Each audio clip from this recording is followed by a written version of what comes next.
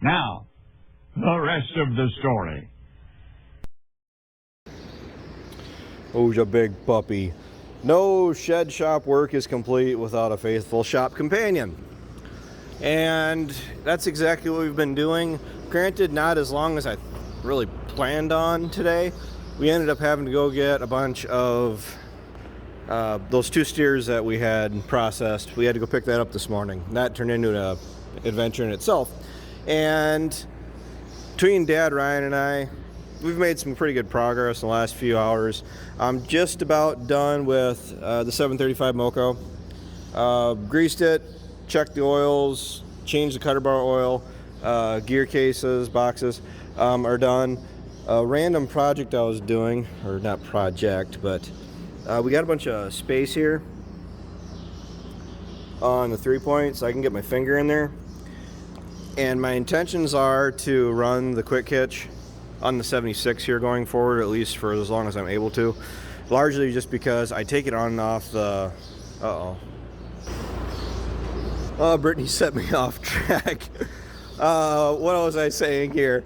As far as the 3-point goes, I have that gap right here, which I know my camera isn't probably picking it up the best. I'm gonna find a spacer so I can shove these arms over tighter to the sway blocks, because when I'm moving that, the side to side on the disc bind at all, it shakes here pretty violently, and I can't have that. So I'm gonna take out all the slack that it has in it that I can, because I'm gonna try to leave the quick hitch on the 76 as much as possible. Between taking it off the mower pretty regularly all summer, the blade at home for grading my driveway and whatnot, it's just so much simpler. I mean, the one thing I don't like about it, about the biggest downside to it, is trying to hook up your power takeoff, your hitch, anything else like your SCVs, you're putting your hoses in. I'm having to work around this. I mean, I've beamed my head on this a couple times before. It doesn't really feel that great. New blades, I gotta go through. I buggered this up last year, which not really too happy about it, but hammer, torch, and I'll straighten that out as best I can. I mean, sledgehammer and a strong incentive. At least get that straightened out the best I can. I caught that on a post, and it didn't take much, but I mean, the disc bind is what, an 08, 07 or 08. Drop the skid plates down because I'm going to be cutting at least 3 inches of, leaving at least 3 inches of stubble, especially on the grass, because the more stubble you leave, the better that the regrowth comes back, because it comes back up through the stems.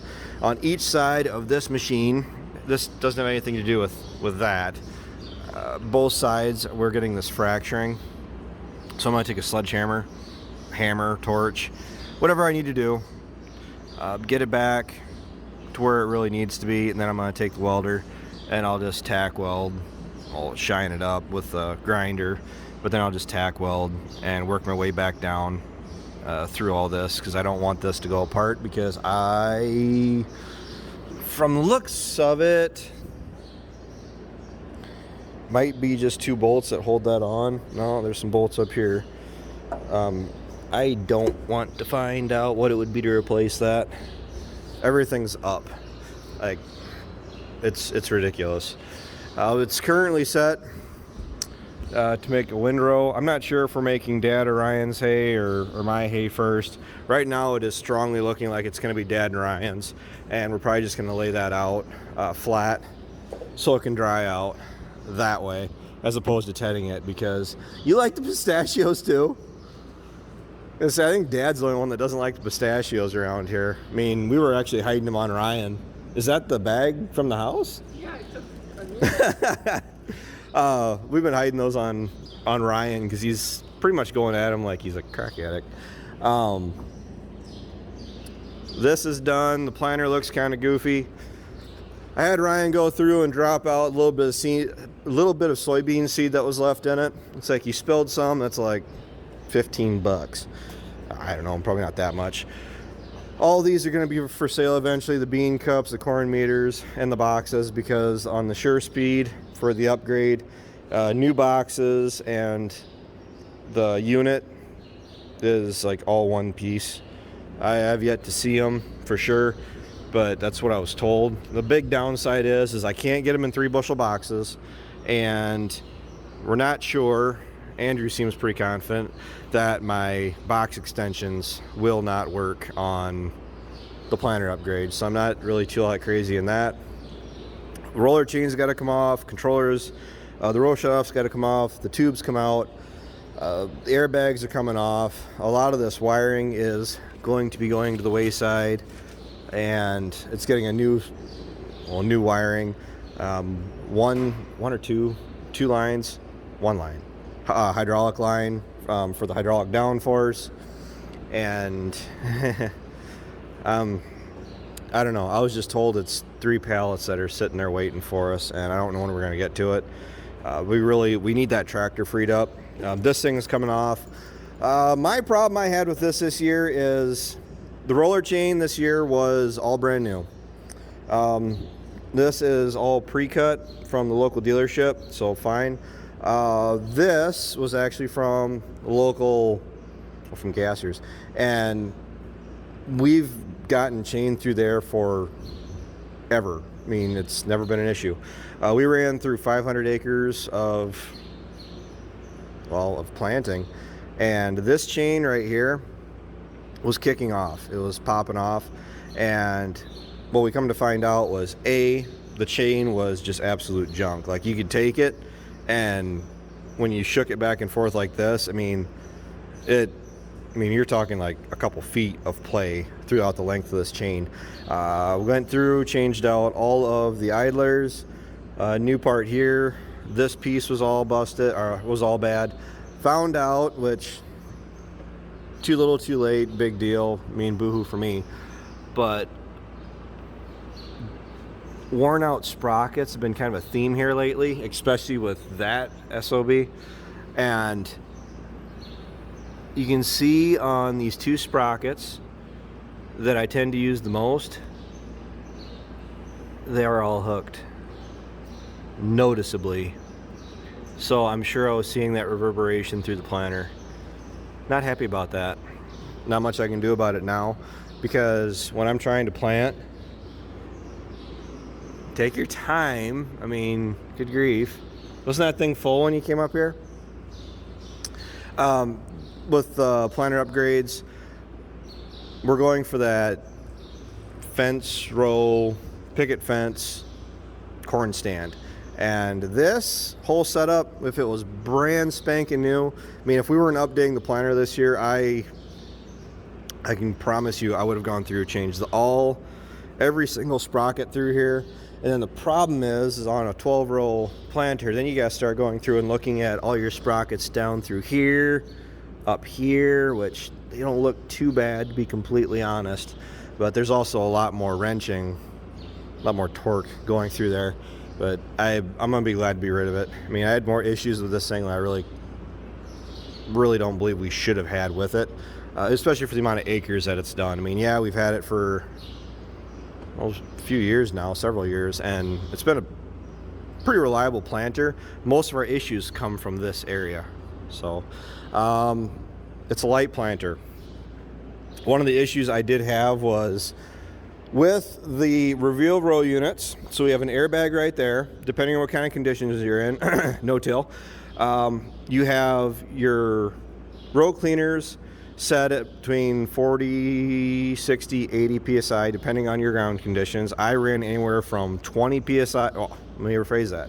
I ran anywhere from 0 to -10, to where it was actually picking it up a little bit, all the way to 80 psi, depending on the ground conditions. The problem with that is you have that is already creating that much lift on this planter. Okay, so it's bracketed up here, so none of that chatter is being put onto the row unit.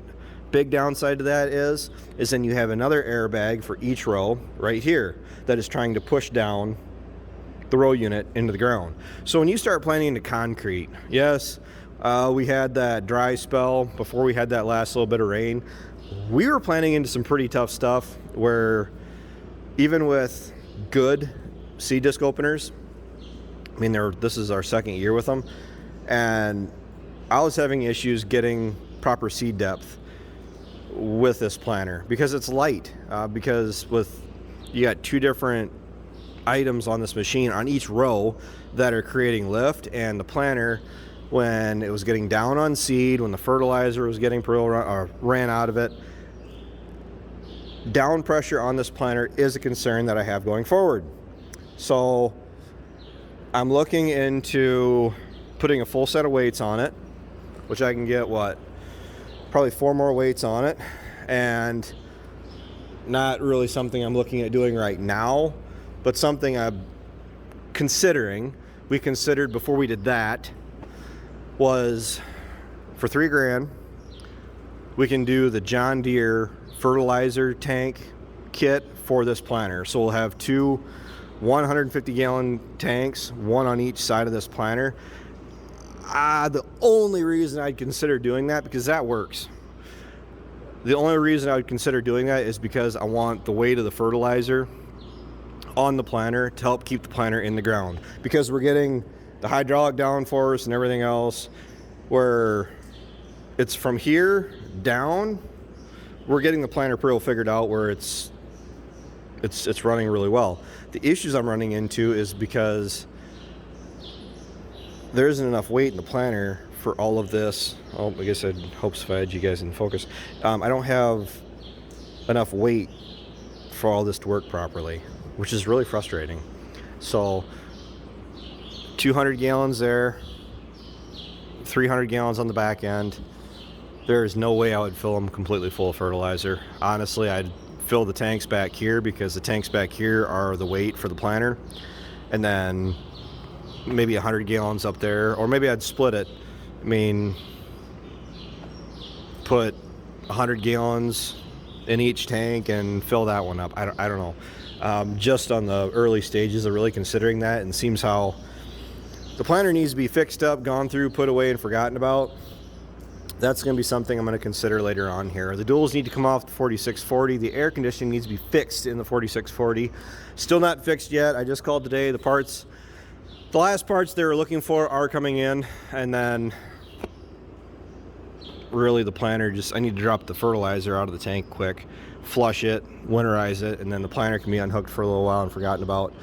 Get the rake onto this. The 82 has been sitting patiently on the 569, and this is what my dad's been working on today. Sprockets and chains. The only sprockets we aren't changing are these 2 idlers up there, and the other one is off. And these chains down here, that chain and those sprockets are good. We're gonna run them for a year, largely just because I want to get this baler ready to go, and we're pretty well there. I mean, that one actually isn't all that bad. The rest of them were pretty well shook. That top one, Ryan's got it in the scrap pile, was shot. Dad said without a doubt this baler wouldn't have made it 15 minutes of running down the valley and that heavy stuff without throwing a chain. You can see on here, which he's fighting all the paint, but it's J-hooked. It's wore out, it's grooved out, however you want to say it. I mean, it kind of makes me want to, how bad I want to change that bearing, to be honest with you. Oh yeah, well here's a new one. See a difference? New. Used. New. Used. So, yeah, putting just shy of $2,000 into this baler. And the reason I'm doing that, unashamedly, if that's even a word, is going forward here. Bust up my door. Especially with running 2 balers, I'm hoping that I'm not gonna have to rebuild anything anytime soon. Gonna be using the bale pusher. We kind of mess with that a little bit. I gotta check the ends of the rolls for any net wrap built up. That belt there, I'm still waiting on. All of my net wrap, I'm probably going to pick up that tomorrow when I got Relina. And then grease it, run it, and either if I'm going to have Ryan run it for the most part, or if I'll hop in it and run it, see if there's anything I don't notice I need to check, change, adjust, whatever. Between crops, I will. The 82 needs to be greased, washed again, air filters, inside and out, clean the cab, wash the windows inside and out, and then we're gradually getting there. They're calling for, today was supposed to be the last little bit of rain that I thought we had coming, and then I just talked to a guy earlier, they're calling for rain next Tuesday, and today is Thursday. And for the amount of rain we got last night, yesterday it was like 1.7 inches. Everything's soaked, everything's saturated, and I'm not too panicked as far as trying to get the stuff ready to go for hay just yet, which is fine because kind of all over the board if you can't tell. I helped Dad on this like very little, but if he needed help, I helped him. And we went through, did the disc bind most of the day, had to go pick up that meat earlier. New skins on the Ryan got those back on, which they're cheaper than the Maxxis tires that were on it by, well, the Maxxis were $235, those were $165. They're a road tire. What are they, the Carlisle or whatever, the Bighorn? I don't really know. All I told him is I need the same tires on the back that are on the front because they rode better, because going between the farms, checking cattle, and of course spraying pastures right now, I want something that isn't going to have to be replaced in a year's time. What? Oh geez, sneak up on me like that scares me. What? So, alright, I guess we're going for a four-wheeler ride, but shed work's in progress. After the weekend here, should have the majority of it done.